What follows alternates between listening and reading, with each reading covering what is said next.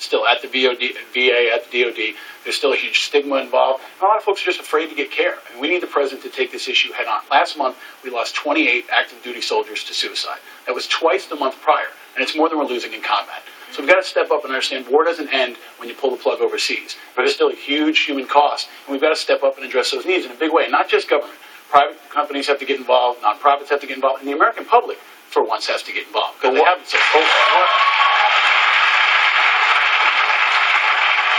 But after they served their time and they're back here, you'd think life would be better. I'm not over there anymore. What is it that's driving to them? Well, it is better. I mean, it's better than getting shot at, that's for sure, and you're back with your families. But I think, the unemployment rate, I think, is one that should be most striking. I mean, 17% is really a national embarrassment. And I think one problem that we've got to address head on is the VA. At the VA, you've got a disability claim backlog of 870,000.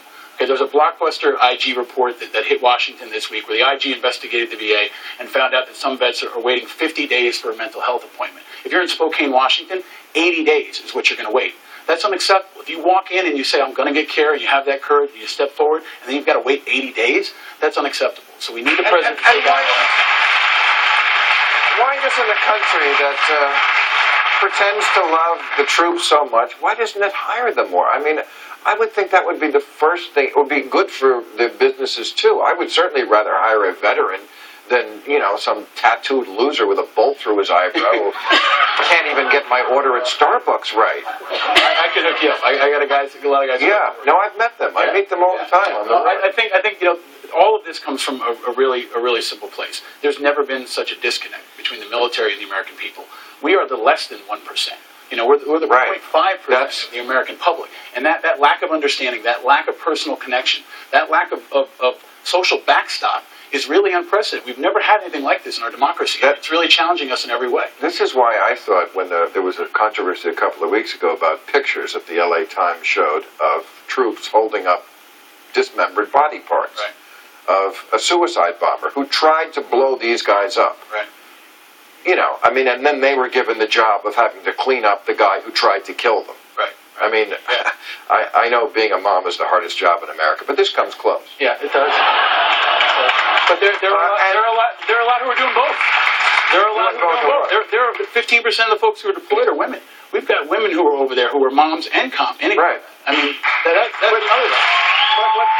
What Leon Panetta, our Secretary of Defense, said, and many others, was that we shouldn't show these pictures. And I said, I could not disagree more. I think the problem in this country is Americans don't see the war. The problem is that we're divorced from it. We should be married to it more. This is what Rachel Maddow's great book is about, that the Founding Fathers established a system where if we go to war, the whole country had to be involved because it's the most serious thing we can do.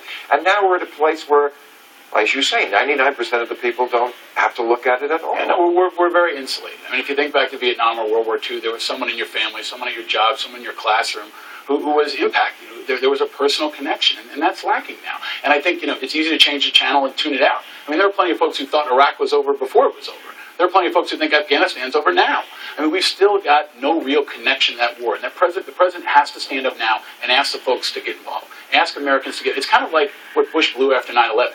After 9/11, he never asked everybody to step up and really get involved. Well, the president's blowing it now. He's got to ask everyone to step up and get involved and not just go to a website, but really galvanize the American people in something that actually everybody on this panel could probably agree on. Like, regardless of your politics, we should agree that we can take care of these folks coming home and support them. And that's a good investment for America.